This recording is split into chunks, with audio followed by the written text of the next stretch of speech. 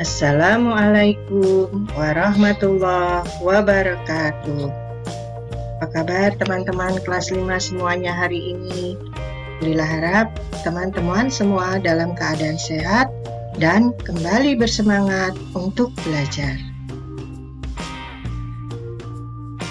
Teman-teman, sebelum belajar, kita membaca basmalah terlebih dahulu ya. Bismillahirrahmanirrahim. Kemudian, siapkan perlengkapan belajarnya. Buku paket yang disiapkan yaitu buku paket PLH dan alat tulisnya. Selanjutnya, simak penjelasan dari guru dan segera kerjakan tugas yang diberikan jika memang ada tugas. Dan jangan lupa dikirimkan melalui Google Classroom PLH masing-masing kelas.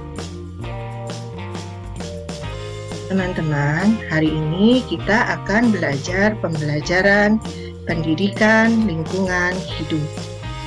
Materi yang akan kita bahas yaitu siaga dalam menghadapi bencana alam dan sikap empati terhadap korban bencana alam.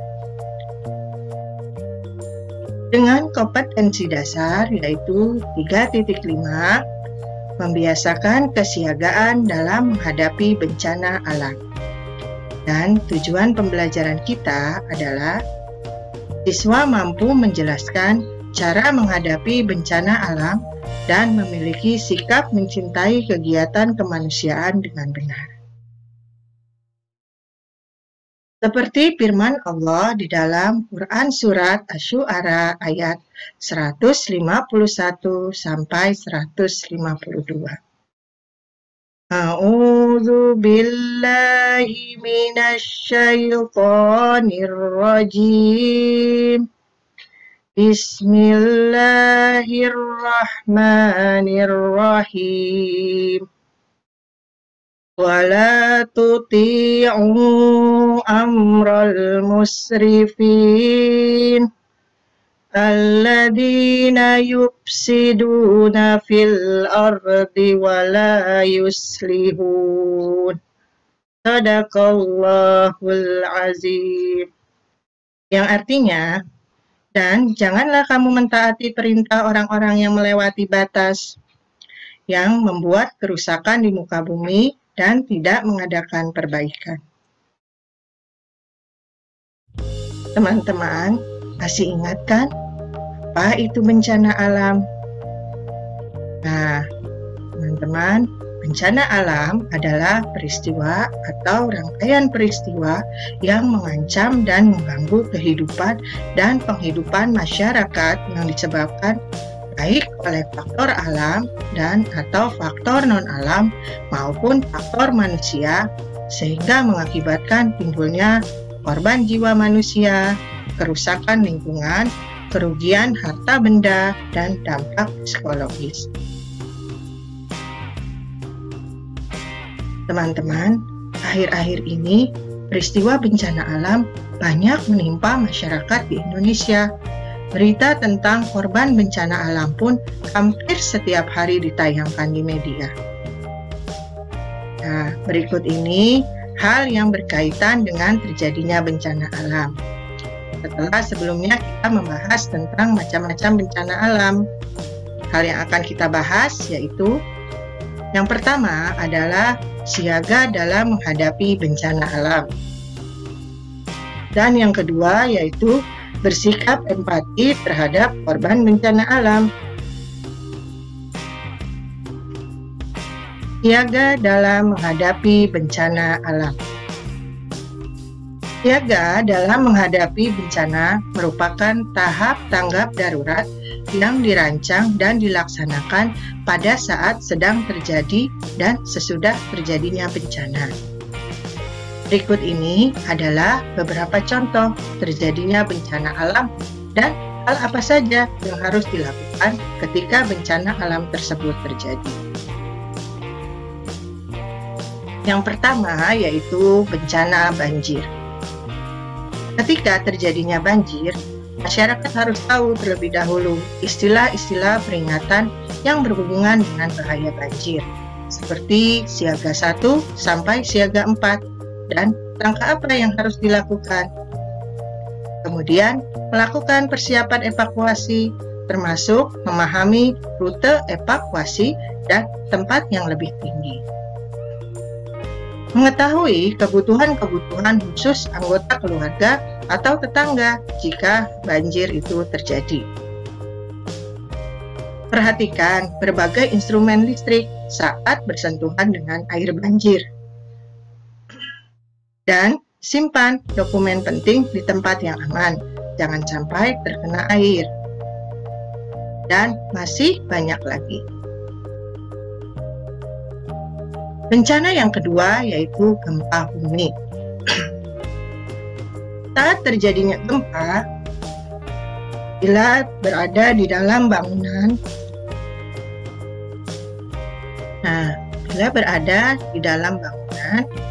bila memungkinkan, segera cari jalan keluar yang aman. Bersembunyi di bawah meja untuk menghindari reruntuhan. Hindari berada di dekat lemari es, dan benda-benda yang mungkin bisa roboh. Jangan berlari keluar dengan tergesa-gesa atau panik. Dan bila kita berada di luar bangunan, hindari bangunan tinggi, jembatan, tiang listrik, dan papan reklame. Jangan mendekati pohon-pohon yang tinggi, serta cari tempat terbuka atau tanah lapang. Selanjutnya, setelah terjadinya gempa, jangan segera masuk ke bangunan setelah terjadi gempa, karena kemungkinan akan terjadi gempa susulan. Segera berikan pertolongan pertama terhadap korban gempa. Cari informasi lebih lanjut dari pihak yang berwenang tentang gempa yang terjadi. Gempa bumi dapat diikuti oleh tsunami apabila getaran dirasakan sangat kuat, menimbulkan kerusakan hebat, dan air laut surut secara drastis, dan selang beberapa menit muncul suara gemuruh dari arah laut. Selanjutnya, bencana yang ketiga yaitu gunung meletus. Jika terjadi letusan gunung berapi, hindari daerah rawan bencana seperti lereng gunung, lembah, dan daerah aliran lahar. Di tempat terbuka, lindungi diri dari abu letusan dan awan panas. Persiapkan diri untuk kemungkinan bencana susulan. Kenakan pakaian yang bisa melindungi tubuh seperti baju lengan panjang, celana panjang, topi, dan lainnya. Pakai masker atau kain untuk menutupi mulut dan hidung. Jika setelah terjadinya letusan gunung berapi, jauhi wilayah yang terkena hujan abu. Bersihkan atap dari timbunan abu, karena beratnya timbunan abu bisa merusak atau meruntuhkan atap bangunan. Hindari mengendarai mobil di daerah yang terkena hujan abu, sebab bisa merusak mesin motor, rem, persneling, hingga pengapian. Dan selanjutnya adalah bersikap empati terhadap korban bencana alam. Pada saat kita mendengar atau melihat suatu kejadian bencana alam atau tragedi kemanusiaan, sudah barang tentu kita sebagai manusia yang memiliki jiwa sosial akan turut prihatin dan berusaha membantu semampu kita. Berikut ini adalah beberapa contoh kegiatan yang merupakan sikap empati terhadap penderitaan orang lain, khususnya mereka yang terkena musibah bencana alam. Yang pertama yaitu mengumpulkan baju dan mainan layak pakai untuk para korban. Mereka yang terkena musibah bencana alam seperti tsunami tentu memerlukan bantuan, apalagi bencana tersebut datang tiba-tiba dan menghancurkan rumah dan isinya. Para korban bencana membutuhkan pakaian layak pakai untuk mereka kenakan. Dan anak-anak yang menjadi korban bencana tentu akan merasa senang mendapatkan mainan sebagai pengganti mainan yang hilang karena musibah gempa dan tsunami. Selanjutnya, yang kedua yaitu mengajak anak untuk menyisihkan uang jajan sekolah untuk berbagi. Selain baju, anak juga bisa diajak untuk menyisihkan uang jajan. Walaupun mungkin nilai yang anak berikan tidak besar, tetapi anak sudah belajar sejak kecil dan kelak akan terbiasa membantu orang yang membutuhkan. Dengan belajar mendonasikan uang jajan, anak belajar untuk berbagi dan juga bertanggung jawab terhadap komitmennya. Anak juga belajar menabung sejak dini melalui kegiatan donasi. Selanjutnya, contoh yang ketiga yaitu melibatkan anak untuk mendoakan para korban bencana alam. Selain mendorong anak untuk menjadi relawan dengan menyumbangkan pakaian, mainan, hingga mendonasi uang, bentuk empati yang juga bisa diajarkan sejak dini adalah berdoa. Dengan mengajak anak berdoa dan mendoakan para korban bencana, anak sudah mengasah empati dalam bentuk perhatian kepada sesama, khususnya kepada orang yang menderita. Demikianlah beberapa contoh yang bisa Bu Lila sampaikan pada pertemuan kita kali ini. Terima kasih teman-teman. Semoga bermanfaat dan wassalamualaikum warahmatullahi wabarakatuh.